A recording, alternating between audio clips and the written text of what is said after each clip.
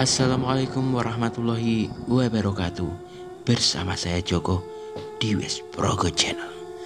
Untuk cerita kali ini akan melanjutkan cerita Petaka Tumbal Asmara bagian terakhir. Sebelum bercerita jangan lupa subscribe channel ini dan nyalakan tanda notifikasi agar channel ini terus berkembang dan selalu update dari saya.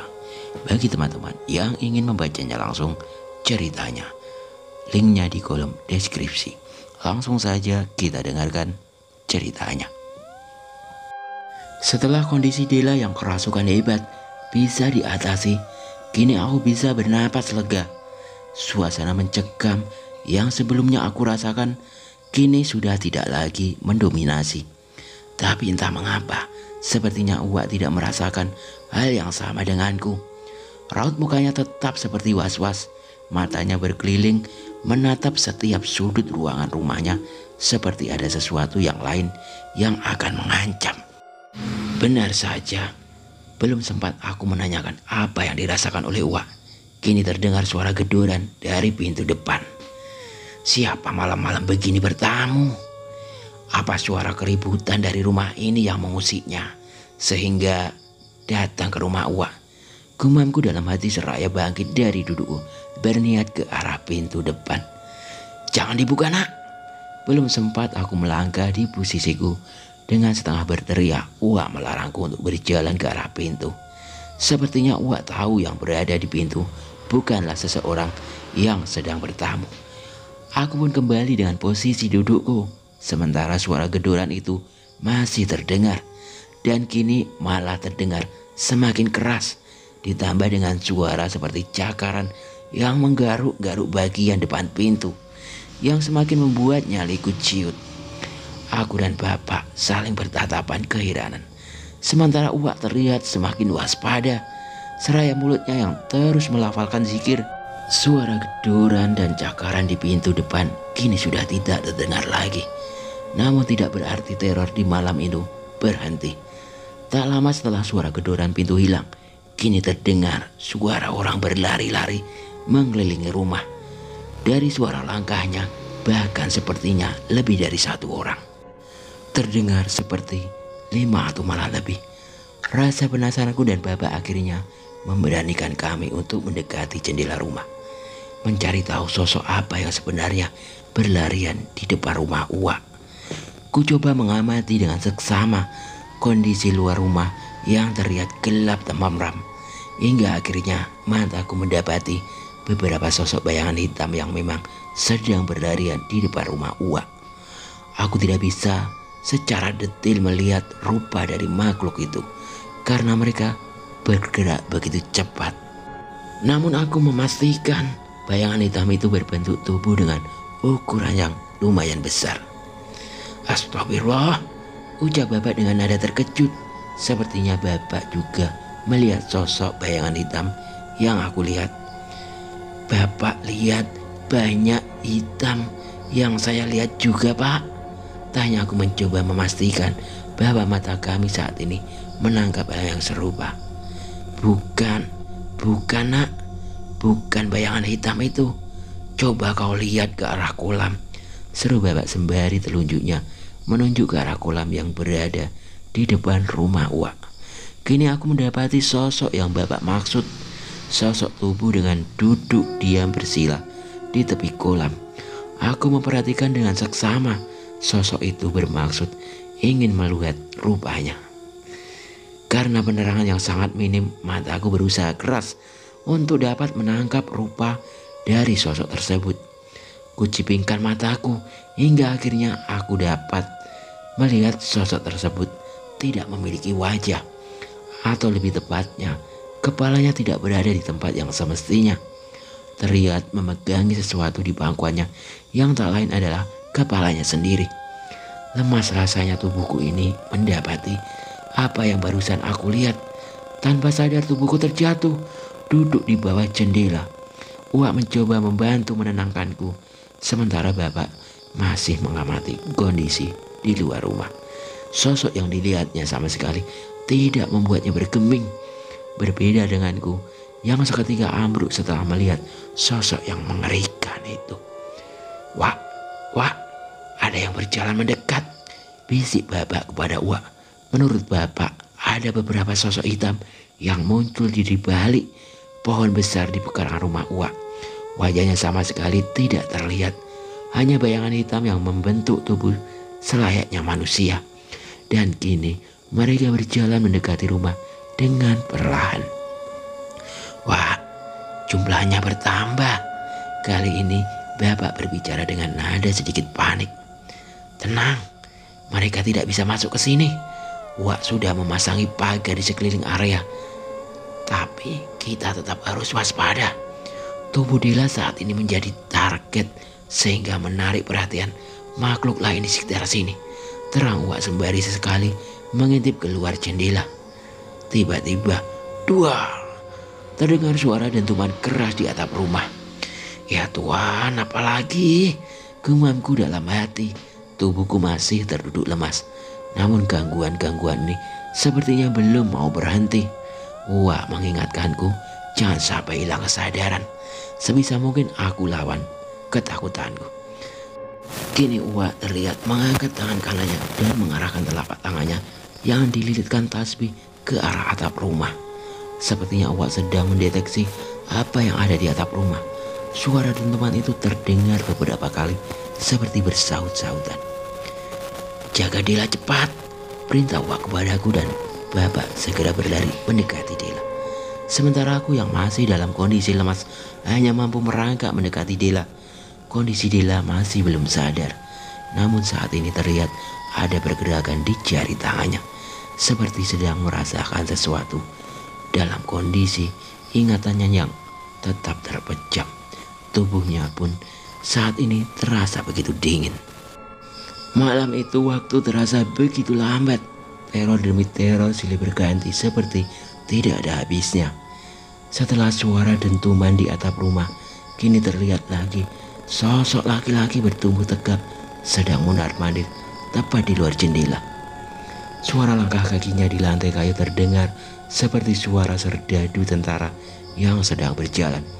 Aku hanya bisa terdiam sambil menunjuk ke arah jendela, bermaksud untuk memberitahu Bapak akan sosok yang aku lihat. Bukannya takut, namun justru Bapak malah berlari ke arah jendela seperti ingin melawan sosok tersebut. Namun ketika jarak hanya tinggal beberapa langkah dari jendela, tubuh Bapak tiba-tiba terpental kembali ke belakang dan jatuh tersungkur. Wak segera menolong Bapak untuk bangkit, dan kini sosok itu malah berdiri tepat di depan jendela seolah sedang menatap ke arah kami. Lalu sosok itu tertawa dengan suara yang begitu berat dan mengerikan.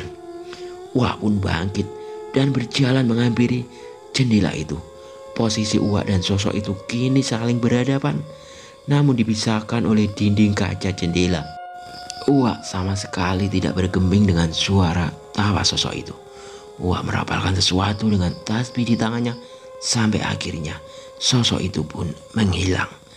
Aku sangat kagum dengan Uak yang tanpa rasa gentar menghadapi teror demi teror malam ini dan berusaha menjaga kami yang berada di dalam. Entah apa jadinya saat kami kalau tidak ada Uak. Sebisa mungkin kita harus bertahan malam ini. Jangan sampai mereka bisa menguasai dan membuat kita takut. Yakinlah, tidak ada kekuatan yang lebih kuat dari kekuatan ilahi, ucap Uak dengan posisi membelakangi kami yang masih menghadap ke arah jendela. Uak juga meminta aku dan Bapak untuk terus memantau kondisi Dela. Menurut Uak, sesuatu dengan kekuatan jahat yang begitu besar sedang berusaha menguasai Dela. Gangguan yang terjadi malam ini bukanlah sekedar gangguan biasa. Tidak ada pilihan lain bagi kami selain bertahan sekuat mungkin malam ini. Di dalam rumah Uak malam saat ini seperti menjadi benteng pertahanan bagi kami. Entah apa yang dilakukan oleh Uak sehingga tidak ada makhluk yang mampu menembus masuk ke dalam rumah. Berbeda kondisinya dengan di luar rumah.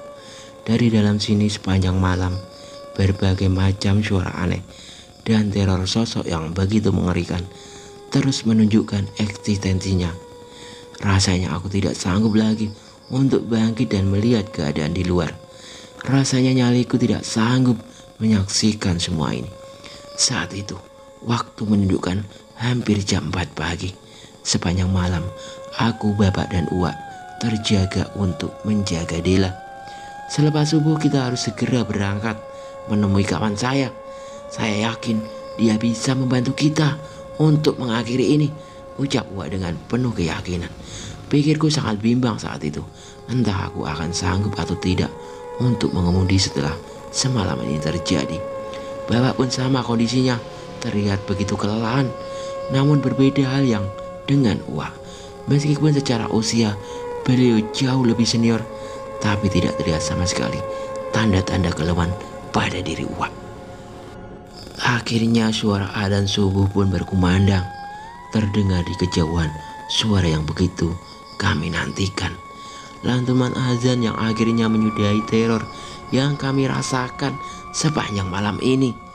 Uwa pun segera beranjak untuk mengajak sholat berjamaah dan bersiap-siap untuk berangkat selepas melaksanakan sholat. Kalian minumlah dulu air ini. Insya Allah ini bisa mengembalikan tenaga kalian yang sudah terkuras, ucap Uwa sembari memberiku segelas air putih yang ketika aku minum tercium aroma wewangian. Bapak pun juga meminum air tersebut, dan benar saja beberapa setelah minum air, tubuhku terasa jauh lebih baik. Rasa letih yang aku rasakan sebelumnya seperti menghilang begitu saja. Segera aku bereskan perbekalan kami menuju ke kediaman kawan lama Uwa. Saat itu aku tidak tahu berapa lama perjalanan yang akan kami tempuh, namun aku tetap meyakini selama ada Uwa semuanya akan baik-baik saja. Pagi itu setelah sholat subuh kami sudah bersiap dan mengemasi barang-barang yang sekiranya akan kami perlukan nanti. Aku menyiapkan kendaraan sementara Uwa dan bapak terlihat membantu Dela untuk berjalan ke arah mobil. Kondisi Dela pagi itu sudah terlihat lebih baik, sudah mulai bisa merespon pembicaraan kami. Tapi tetap terkadang dia masih sering terlihat murung dengan tatapan yang kosong. Sekitar jam 6 pagi kami semua sudah siap untuk berangkat menuju kediaman teman lama Uwa. Aku dan bapak duduk di depan, sementara Dela dan Uwa duduk di belakang. Dan perjalanan pun kami mulai. Kurang lebih 3 jam kami sudah menempuh perjalanan. Rasa lelah dan kantuk pun mulai terasa. Kondisi jalan yang saat ini kami lewati pun bukan lagi jalan yang beraspal, namun sudah masuk ke jalan kecil berbatu. Di kiri kanannya hanya terdapat hutan karet dan pohon-pohon besar lainnya. Jalan ini mungkin hanya bisa dilalui oleh satu mobil saja. Aku membayangkan kondisi jalan ini jika malam hari datang pasti sangat mencekam, karena di siang hari seperti ini pun sudah sama sekali tidak terlihat kendaraan lain yang melintas.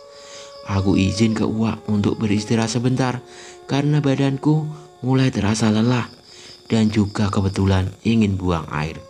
Dan Uwa pun mempersilahkan karena mungkin Uwa pun merasakan lelah. Aku keluar dari mobil dan berjalan ke arah hutan. Di sisi jalan bermaksud mencari tempat yang tepat untuk buang air, sementara yang lain tetap menunggu di mobil. Aku berjalan masuk ke area hutan untuk mencari tempat yang sekiranya pas untuk menuntaskan hajatku. Aku ingat betul saat aku mulai masuk ke area hutan itu, seketika suasana menjadi hening. Tidak ada suara lagi yang kudengar. Benar-benar hening meskipun hari masih siang. Mungkin hanya perasaanku saja, pikirku. Aku tetap melanjutkan langkahku memasuki hutan karet itu, hingga akhirnya aku berhenti di sebuah pohon yang tidak terlalu besar dan daunnya sudah terlihat mengering. Aku putuskan untuk buang air di dekat pohon tersebut. Sembari menuntaskan hajatku, aku mencoba melihat ke sekeliling. Suasana hening masih aku rasakan saat itu, namun tidak terlalu aku hiraukan karena aku hanya ingin cepat-cepat selesai dengan hajatku dan kembali ke mobil. Setelah tuntas dan merasa lega, aku segera bergegas untuk kembali ke mobil. Namun aku merasakan sesuatu aneh. Sesaat seketika aku memutar badanku dan ingin berjalan ke arah mobil.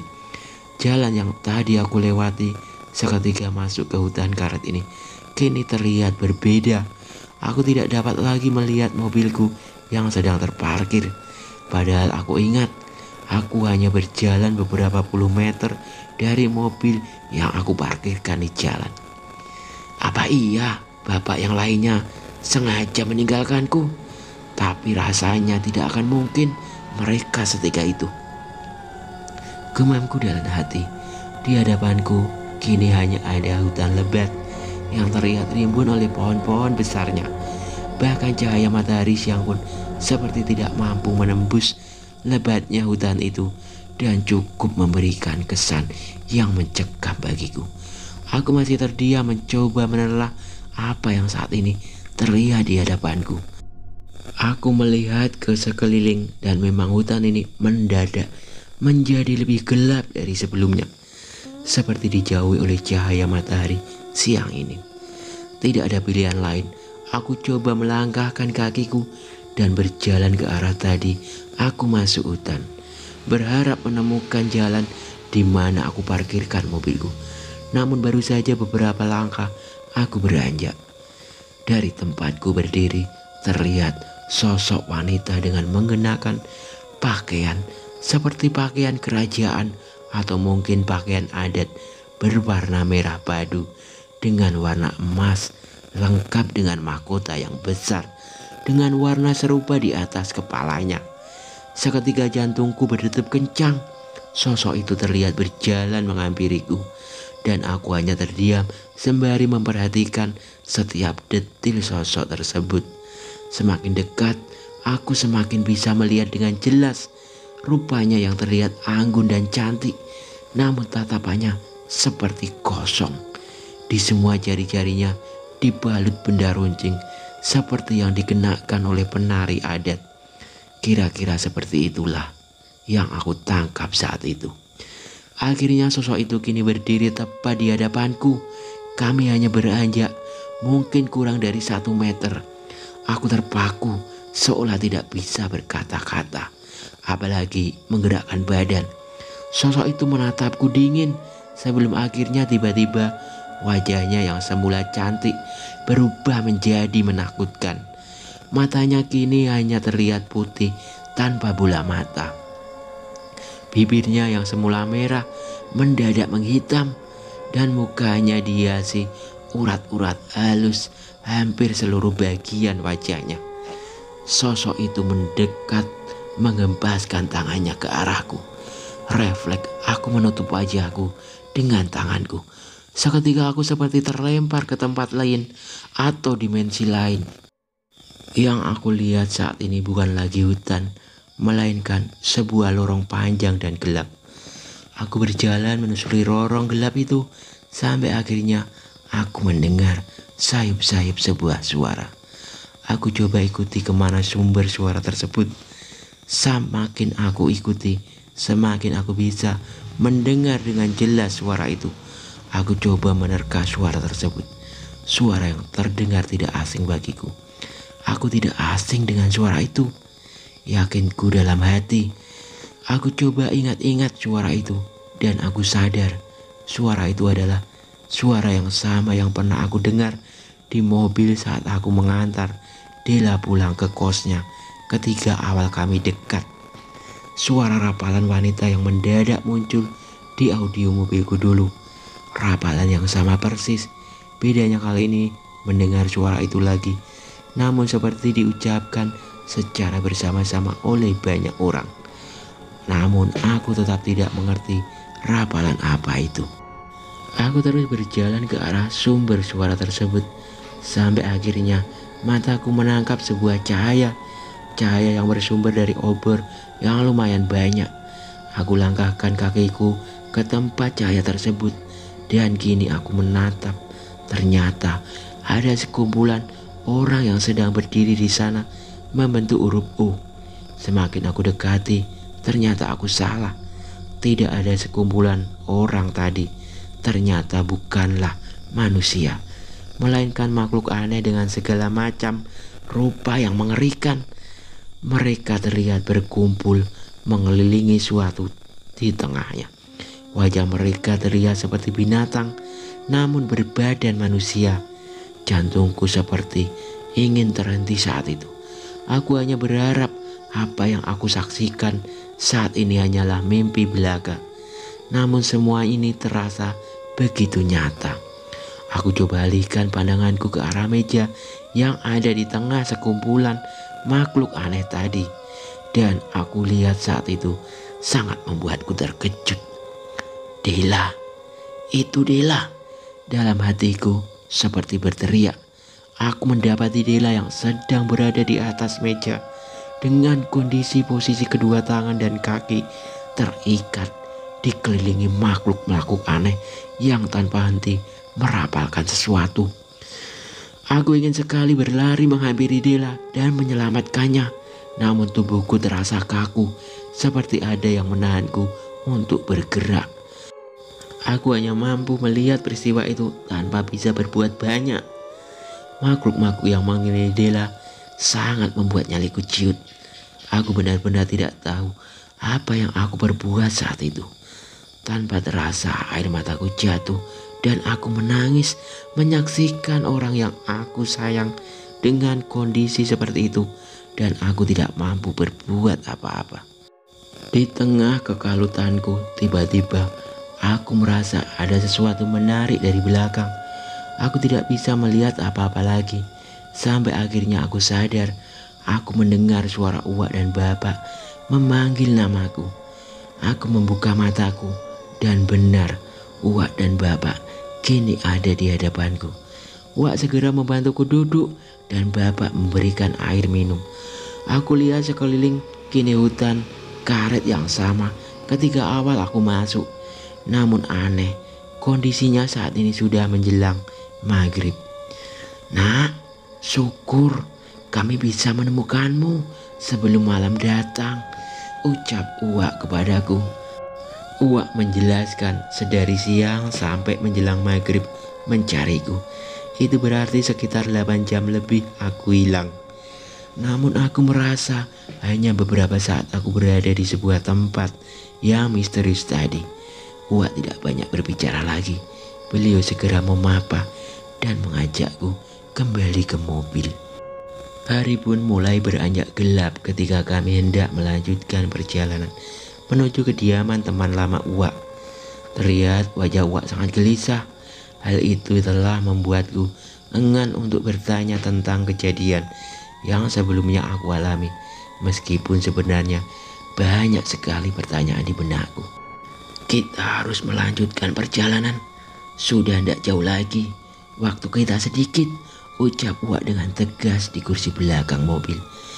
Kali ini Bapak yang mengambil alih kemudi. Kami pun akhirnya mulai berjalan di tengah gelapnya malam. Satu-satunya sumber cahaya hanyalah lampu mobilku sendiri. Suasana tegang begitu menyelimuti perjalanan kami saat ini.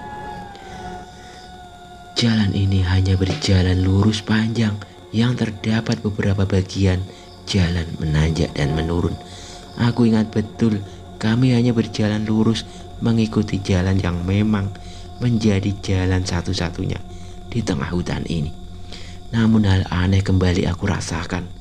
Entah yang lain juga menyadarinya atau belum, tapi aku merasa sedari tadi kurang lebih 1 jam sudah kami berkendara.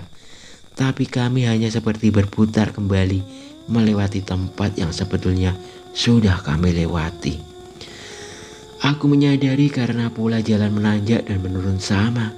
Selama ini ada satu pohon besar yang daunnya setengah melintang di atas badan jalan. Pohon itu sudah kami lewati sebelumnya dan kini anehnya pohon itu kembali terlihat. Apa mungkin kami salah mengambil jalur? Sampai akhirnya kami kembali berputar ke tempat yang sama. Rasanya mustahil mengingat jalan ini tidak memiliki persimpangan. Entahlah. Aku coba tengok ke belakang melihat kondisi Uwak.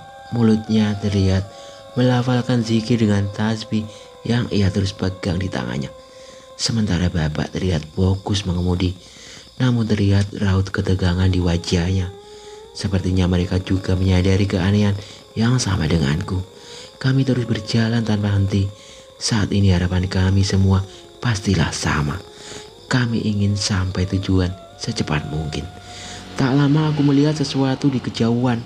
Sepertinya itu orang yang sedang berjalan searah dengan kami, karena aku jelas melihat bagian belakang dari orang tersebut.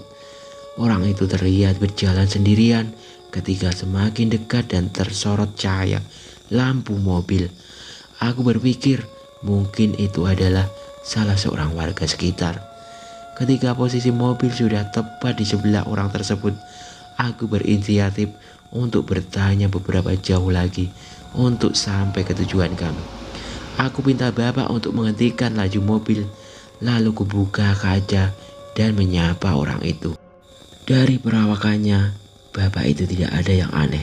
Berusia sekitar 50-an tahun dengan menggunakan kaos putih dan celana pendek selutut berwarna hitam.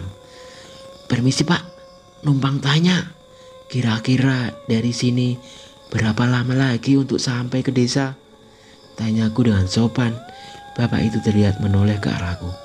Dia menunjukkan senyum ramahnya, tapi tidak ada satu kata yang keluar dari mulutnya.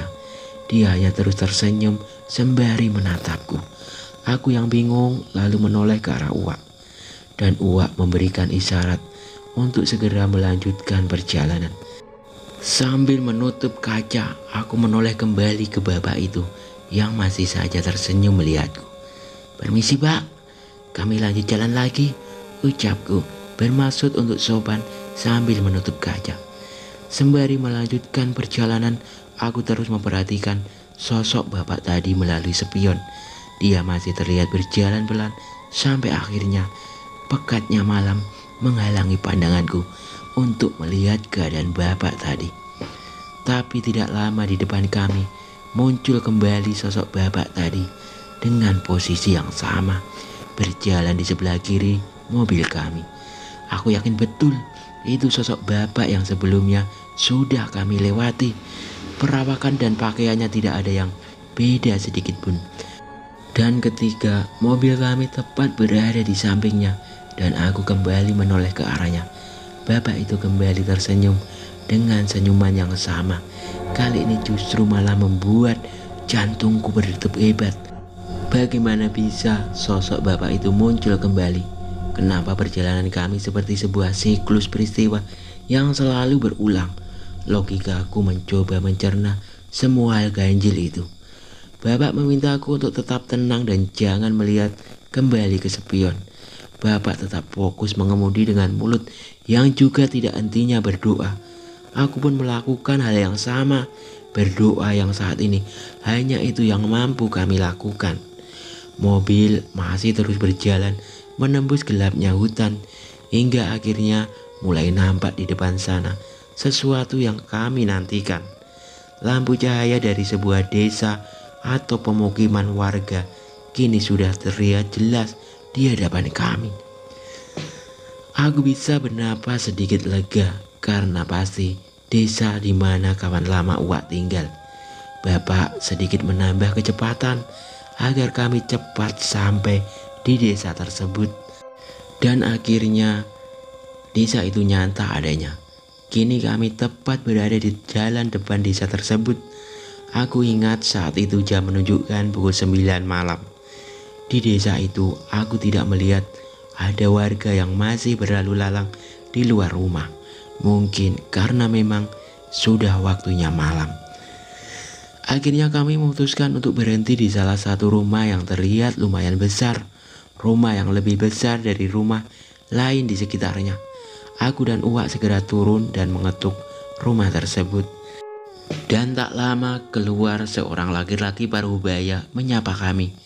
Kami pun segera memperkenalkan diri dan menyampaikan maksud dan tujuan kami datang ke sini. Serta tak lupa Uwak menanyakan rumah dari kawan lamanya. Dan beruntungnya bapak itu mengenal orang yang dimaksud oleh Uwak. Dan beliau pun juga menyambut kami dengan hangat. Namun beliau menyarankan agar kami semua beristirahat dulu di rumahnya, mengingat waktu sudah larut malam. Informasi yang dapat dari bapak itu, jalan menuju rumah kawan lama Uwak tidak bisa dilalui dengan mobil. Jadi hanya bisa berjalan kaki kurang lebih 30 menit untuk sampai ke tempat itu. dan juga tempat itu berada di seberang sungai. Mengingat kami semua juga sudah cukup lelah menempuh perjalanan panjang, akhirnya kami sepakat untuk bermalam di rumah bapak itu dan melanjutkan perjalanan esok pagi. Setelah menginap, kami melanjutkan perjalanan ke rumah teman Uwa. Perjalanan sangat melelahkan. Akhirnya kami sampai. Assalamualaikum, permisi. Dari dalam rumah keluar seseorang lelaki parubaya. Abu? Ya, nama teman Uwa bernama Abu. Ada apa datang ke sini? Uwa menjelaskan bahwa sedang terjadi sesuatu yang sangat membahayakan Dela. Uwa Abu segera menerawang. Setelah 10 menit menerawang, Uwa Abu kembali menjelaskan bahwa ada seseorang yang sengaja ingin memiliki Dela dengan menggunakan ilmu hitam. Tetapi entah mengapa Dela bisa lepas.